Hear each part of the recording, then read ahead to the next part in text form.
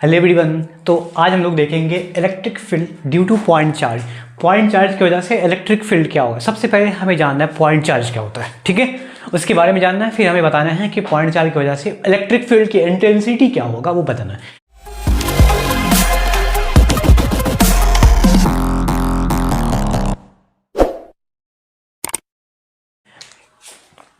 Suppose हमने मान लिया है ना, हमने मान लिया कंसिडर्ड ए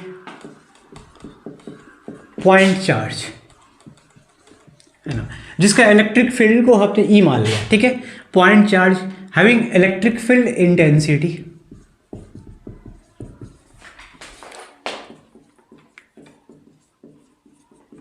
ठीक है, उसका इलेक्ट्रिक फील्ड इंटेंसिटी चूंकि वेक्टर फॉर्म में हमें लिखना है तो लिखेंगे ई डैश, ठीक है।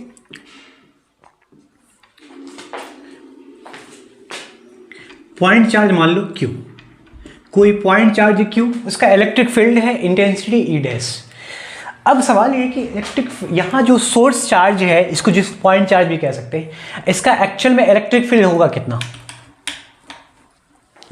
यहाँ जो पॉइंट चार्ज है Q, उसका इलेक्ट्रिक फील्ड का इंटेंसिटी क्या होगा वो निकालना है, ठीक है। देखो आप इसको पॉइंट चार्ज भी कह सकते हैं या नहीं तो हम सोर्स चार्ज भी कह सकते हैं।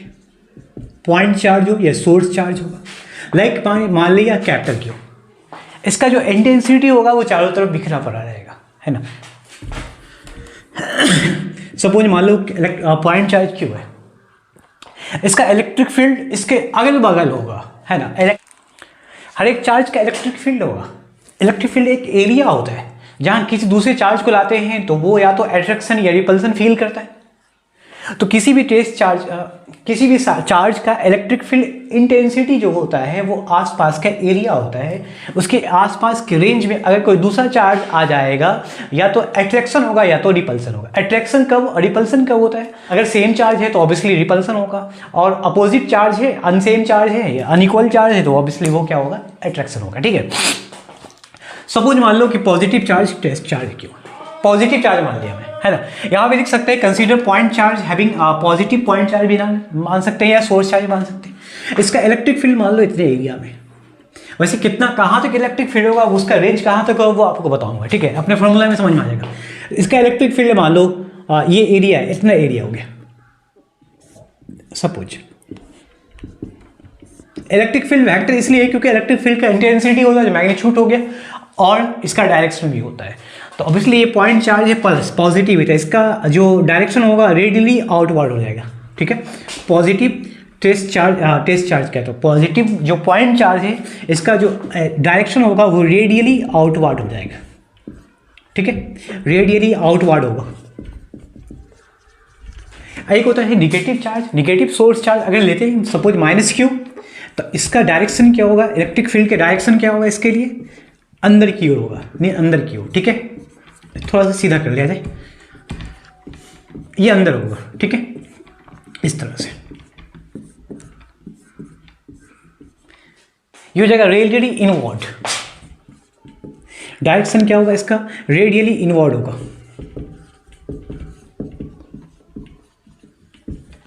ठीक है। हर एक सोर्स चार्ज का पॉइंट चार्ज का डायरेक्शन होता है, पॉजिटिव का बाहर की ओर, निगेटिव का अंदर की ओर होगा, ठीक है। अब इसके रेंज में अगर कोई दूसरा चार्ज लाते हैं तो एक्सपीरियंस करेगा फोर्स, है ना। Electric field experience by force, है ना। फोर्स एक्सपीरियंस करता है चाहे वो पॉजिटिव चार्ज हो या निगेटिव चार्ज हो। जैसे फोर्स एक्सपीरियंस करेगा समझ लेना उसका इलेक्ट्रिक फील्ड उस पॉइंट पे कुछ ना कुछ होगा, है ना। उसका रेंज पता करते हैं। लाइक मैंने मान लिया कि एक पॉजिटिव चार्ज यहाँ पर है, उसका एरिया मान लो यहाँ तक है, ठीक है, इसका रेंज यहाँ तक है। थोड़ा सा गोल कर दिया जाए। हाँ, ये भी होता है कि इक्वली सर्कल पे होता है, या ये स्फेरिकल फॉर्म में इसका इक्वल साइज पे होता है। जितना डिस्टेंस होगा, जितना ज़्यादा बढ़ेगा उतना वैसे वैसे इलेक्ट्रिक फील्ड का इंटेंसिटी घटेगा। वैसे मैं फार्मूला पे आपको बताऊंगा, ठीक है, फार्मूला आपका निकल जाएगा। सपोज पॉजिटिव पॉइंट चार्ज है ना, इसका रेंज एरिया यहाँ तक है। अगर इसके रेंज में अगर सपोज कोई दूसरा चार्ज लाते हैं +Q, मान लो +Q लाया, तो इसके दोनों के बीच में कुछ नहीं होगा क्योंकि इसका इलेक्ट्रिक फील्ड का इंटेंसिटी यहीं तक है, उसके बाद 0 हो गया। वैसे इनफाइनाइट तक होता है, इनफाइनाइट पे जाके खत्म हो जाता है, लेकिन हमने मान लिया कि यहाँ तक होता है, ठीक है। इसके रेंज में अगर लाइन तभी कुछ ना कुछ होगा, एक्सपीरियंस होगा, अट्रैक्टिव फोर्स होगा या रिपल्सिव फोर्स होगा। सपोज हमने यहाँ तक लाया, कुछ नहीं होगा, और थोड़ा सा पास लाया अभी भी कुछ नहीं हुआ, और पास लाया अभी भी कुछ नहीं हुआ, थोड़ा सा और अंदर लाया अब कुछ ना कुछ हुआ। अब इसको दोनों के बीच में, क्योंकि सेम चार्ज है तो रिपल्सन होगा, अब दोनों के बीच में रिपल्सन हो रहा है ना, दोनों के बीच में रिपल्सन हो रहा है।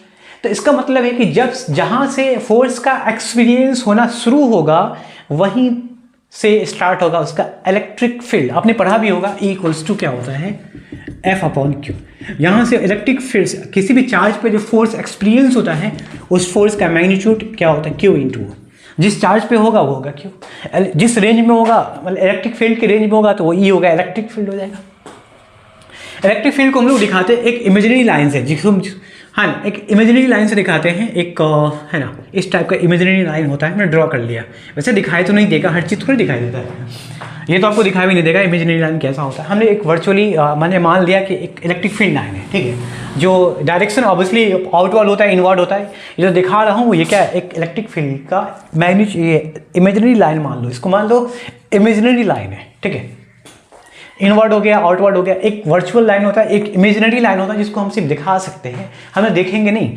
अब सपोज मान लो कि एक चार्ज है, उसके आसपास दूसरा चार्ज है, दोनों के बीच में अट्रैक्शन होगा, रिपल्सन होगा, फोर्स एक्सपीरियंस किया, तो क्या वो फोर्स हमें लाइन दिखाई देगा, क्या हमें इलेक्ट्रिक फील्ड दिखाई देगा क्या? ऐसा तो है तो नहीं होता ऐसा, ठीक है। तो चीज़ें समझ में आई है ना। एक रेंज होगा इलेक्ट्रिक फील्ड का, वहाँ तक फोर्स एक्सपीरियंस करता है कोई दूसरा चार्ज। अब हम क्या करेंगे कि इसके एक रेंज में हम लाते हैं कोई टेस्ट चार्ज, सब देखते हैं कि रिपल्सिव फोर्स या अट्रैक्टिव फोर्स का मैग्नीट्यूड क्या होगा, ठीक है।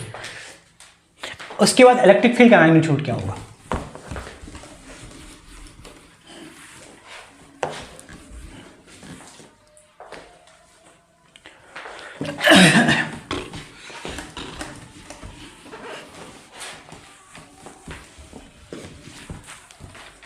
चलो मान लेते हैं हम लोग, कंसीडर ए टेस्ट चार्ज है ना, एक जो सोर्स चार्ज है, पॉइंट चार्ज है, उसके रेंज में हम एक टेस्ट चार्ज लाते हैं। टेस्ट चार्ज क्या होता है बताऊंगा।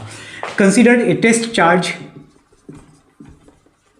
इसको डिनोट करते हैं Q0 से, बहुत छोटा चार्ज होता है, सिर्फ टेस्ट के लिए यूज कर सकते हैं। और याद रखना ये साइन में इसका प्लस होगा, पॉजिटिव नेचर का होगा, ठीक है, नेगेटिव नहीं होता। टेस्ट चार्ज हमेशा पॉजिटिव होगा, प्लस Q0, प्लस दिखाएंगे नहीं बल्कि Q0 लिखेंगे, बहुत ही छोटा चार्ज होता है। Consider a test charge Q0 placed in the region of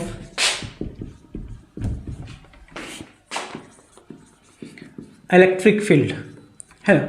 electric field के रीजन में हमने रख दिया इलेक्ट्रिक फील्ड E0 या E होगा ऑफ सोर्स चार्ज, या हम कह सकते हैं पॉइंट चार्ज, ठीक है। कैपिटल Q0 प्लस में है, कैपिटल Q प्लस में, ठीक है। एट डिस्टेंस, मान लो एक डिस्टेंस R डिस्टेंस पे उसको प्लेस किया गया, ठीक है। तो यहाँ पॉजिटिव जो है सोर्स चार्ज है, इसके रीजन में हमने ला के रख दिया कौन, एक मान लो टेस्ट चार्ज है Q0, ठीक है। सपोज यहाँ पॉइंट चार्ज, यहाँ test charge Q0। Test charge सिर्फ टेस्ट के लिए ला के रखता है, एक्चुअल में वो इसका इलेक्ट्रिक फील्ड कहाँ तक काम कर रहा है ना, वो टेस्ट करने के लिए लाते हैं, ठीक है। इसको प्लेस किया गया इस डिस्टेंस पर, R डिस्टेंस पर, R Q से। इस पॉइंट पर इलेक्ट्रिक फील्ड का इंटेंसिटी क्या होगा। सपोज एक इमेजिनरी लाइन है A और B मान लो, है ना। A पर रखा हुआ है क्या आपका पॉजिटिव पॉइंट चार्ज और B पर रखा हुआ है टेस्ट चार्ज, ठीक है।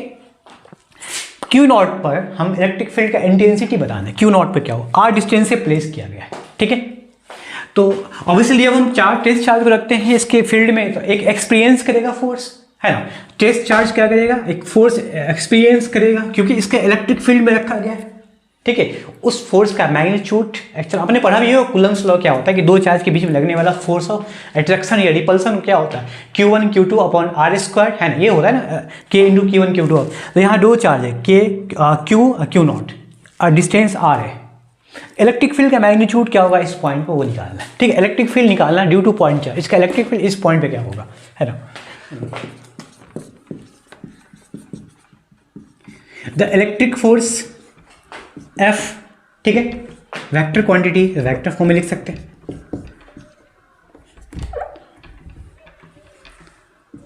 On Q not due to plus Q at distance R, है ना। एक डिस्टेंस आर पे प्लेस किया गया क्यू नॉट को क्यू से। तो सवाल ये है कि फोर्स, इलेक्ट्रिक फोर्स जो होगा क्यू नॉट पर क्या होगा, क्योंकि छोटा चार्ज उस पर ज़्यादा फोर्स का एक्सपीरियंस हो जाएगा, ठीक है। इस पर फोर्स का मैग्नीट्यूड क्या होगा, क्यू नॉट पे फोर्स कितना लग रहा है, उसको प्लेस किया गया आर डिस्टेंस से। फोर्स किसकी वजह से, तो प्लस क्यू का फोर्स, उसका फोर्स क्या होगा वो बताना है, ठीक है। तो फोर्स क्या होता है, 1/, आपने पढ़ा भी होगा के क्यू अपॉन के Q1 Q2 upon R square. चूंकि दो चार्ज हैं यहाँ पे प्लस क्यू और क्यू नॉट, है ना, अपॉन में डिस्टेंस है आर स्क्वायर। वेक्टर फॉर्म में, यूनिट फॉर्म में लिख सकते हैं, आर नॉट कैप चाहे तो देख सकते हैं, ठीक है। ये होता है फोर्स का मैग्नीट्यूड, दोनों चार्ज के बीच में लगने वाला फोर्स। अब इलेक्ट्रिक फील्ड क्या होगा, आपने पढ़ा भी होगा इलेक्ट्रिक फील्ड क्या होता है। अगर मैं इलेक्ट्रिक फील्ड निकालता हूँ तो क्या होगा, इक्वल्स टू, अगर वेक्टर फॉर्म में लिख सकता हूँ, है ना, एफ अपॉन क्यू नॉट, ठीक है, एफ अपॉन क्यू नॉट। इस पॉइंट पर इलेक्ट्रिक फील्ड, पॉइंट बी पर आर डिस्टेंस पर जो फील्ड निकालना है इस पर, तो उस पर फील्ड जो इसका होगा वो इस चार्ज को लेंगे, ठीक है। जिस पॉइंट पे हमें निकालना है इलेक्ट्रिक फील्ड, तो उसी चार्ज को लेंगे क्यू नॉट को, तो क्यू नॉट को लेंगे तो एफ अपॉन क्यू नॉट होता है, ठीक है। ये फॉर्मूला होता है। अब एफ की वैल्यू रखेंगे तो K Q Q upon R square, ये वैल्यू रखेंगे यहाँ पर, तो होगा के क्यू नॉट अपॉन में आर स्क्वायर अपॉन में क्या क्यू नॉट, ठीक है। तो यहाँ से क्या होगा कि क्यू नॉट और क्यू नॉट कैंसिल होगा, बचेगा आध का क्या, तो इक्वल्स टू के क्यू अपॉन में आर स्क्वायर, ठीक है। ये हो जाएगा इलेक्ट्रिक फील्ड का इंटेंसिटी पॉइंट बी पर, मतलब क्यू नॉट के इस चार्ज पर कितना होगा, ये होगा, ठीक है। ये होगा आपका डिफरेंस, यही निकालना था। अब दोनों के बीच का रिलेशन देखते हैं कि क्या इलेक्ट्रिक फील्ड का इंटेंसिटी एक्चुअल में होगा कहाँ तक। देखो, अगर सपोज मान लो कि आर डिस्टेंस को इनफाइनाइट ले जाते हैं, है ना, आर को अगर इनफाइनाइट पे ले जाते हैं, इनफाइनाइट पॉइंट पर इसका इलेक्ट्रिक फील्ड कहाँ तक काम करेगा वो बता रहा हूँ। क्यू नॉट को अगर क्यू से इनफाइनाइट डिस्टेंस पर रख दिया जाए, बहुत ही डिस्टेंस पर, मतलब आर नॉट क्या होगा, आर बराबर क्या होगा, आर क्या है, दो चार्ज के बीच का डिस्टेंस। मान लो दो चार्ज, एक तो सोर्स चार्ज यहाँ पर है, क्यू नॉट आपका इनफाइनाइट पर रखा हुआ है और उन दोनों के बीच का डिस्टेंस है इनफाइनाइट डिस्टेंस है, तो उस टाइम पे इलेक्ट्रिक फील्ड क्या होगा, तो क्यू अपॉन इनफाइनाइट का स्क्वायर क्या होता है, 1/इन्फिनिटी, आपने पढ़ा भी होगा, है ना। समथिंग बाय कोई भी नंबर को अगर इन्फिनिटी से डिवाइड करते हैं तो जीरो होगा, तो ऑब्वियसली इलेक्ट्रिक फील्ड यहाँ जीरो हो जाएगा इफ देन। तो इससे ये समझ में आया कि किसी भी पॉइंट चार्ज का या सोर्स चार्ज का इलेक्ट्रिक फील्ड इनफाइनाइट पर जाके जीरो होता है, ठीक है, इनफाइनाइट डिस्टेंस पे जाके जीरो होता है। एक्चुअल में मैग्नीट्यूड थोड़ा कम, जैसे जैसे दूर जाएंगे वैसे वैसे मैग्नीट्यूड हमारा कम होता जाएगा। इलेक्ट्रिक फील्ड का जो मैग्नीट्यूड होता है वो धीरे धीरे कम हो जाएगा, डिस्टेंस बढ़ेगा मैग्नीट्यूड कम होगा। क्यों, देखो, क्योंकि एक दूसरे के इन्वर्सली प्रोपोर्शनल है, 1/r²। यहाँ रिलेशन बता रहा है कि ऑब्वियसली जब डिस्टेंस बढ़ेगा तो इंटेंसिटी ऑफ इलेक्ट्रिक फील्ड कम हो जाएगा, ठीक है। डिस्टेंस घटेगा तो इंटेंसिटी ऑफ इलेक्ट्रिक फील्ड बढ़ेगा, एक दूसरे का इन्वर्सली प्रोपोर्शनल है। स्क्वायर ऑफ डिस्टेंस, दो चार्ज के बीच में स्क्वायर ऑफ डिस्टेंस ही दिया हुआ है, और वो डिस्टेंस जितना ज़्यादा बढ़ेगा उसका स्क्वायर बढ़ेगा तो इलेक्ट्रिक फील्ड घटेगा, ठीक है। इसके बीच का ग्राफ देखा जाए तो इस दोनों के बीच का ग्राफ क्या आएगा, सपोज यहाँ मान लिया आर है, ठीक है, आर डिस्टेंस को एक्स एक्सिस पर रखा और इलेक्ट्रिक फील्ड को वाई एक्सिस पर रखा, ठीक है। इन्वर्सली रिलेशन है तो दोनों के बीच का ग्राफ आपका ऐसा आएगा, कुछ ऐसे ही आएगा। एक सेकेंड, ठीक है, ये डिस्टेंस होगा, ओरिजिन यहाँ पे है, ये ग्राफ हो जाएगा। अभी क्या है कि डिस्टेंस बढ़ रहा है, जैसे जैसे डिस्टेंस बढ़ रहा है इलेक्ट्रिक फील्ड वैसे वैसे कम हो रहा है, डिस्टेंस जैसे जैसे बढ़ेगा इलेक्ट्रिक फील्ड वैसे वैसे कम होता जाएगा। एक पॉइंट आएगा, ऐसा आएगा कि इनफाइनाइट पे जैसे डिस्टेंस इनफाइनाइट पर पहुंचेगा तो इलेक्ट्रिक फील्ड का मैग्नीट्यूड जीरो हो जाएगा। पैरेलल नहीं है, यहाँ पे थोड़ा ऐसे दिखाया गया, ठीक है, एक पॉइंट पे जाके मीट कर जाएगा। तो इनफाइनाइट तो हमें ऐसे दिखाते हैं ना भाई, इनफाइनाइट तो देखो ये दोनों लाइन पैरेलल है। पैरेलल का अर्थ क्या हुआ कि जब मीट करेगा, कभी तो मिलेगा नहीं, है ना। ये दोनों लाइन पैरेलल कब होता है, ये कभी मिलेगा नहीं, मिलेगा कब, इनफाइनाइट पे जाके मिलेगा। तो मिलने का अर्थ यहाँ क्या हुआ कि हम क्या उसको क्रॉस करके दिखा देंगे, क्या उसको इंटरसेक्ट करवाना चाहेंगे, ऐसा तो नहीं होगा, किसी पॉइंट पे जाके मिल जाएगा। इसलिए ग्राफ जो है वो आपका ऐसे रहेगा, ऐसे रहेगा, इन पैरेलल जाएगा, ठीक है। होप सो कि आज क्लास आपको पसंद आया होगा। आज electric field due two point charge निकाले, मिलेंगे अगली क्लास में।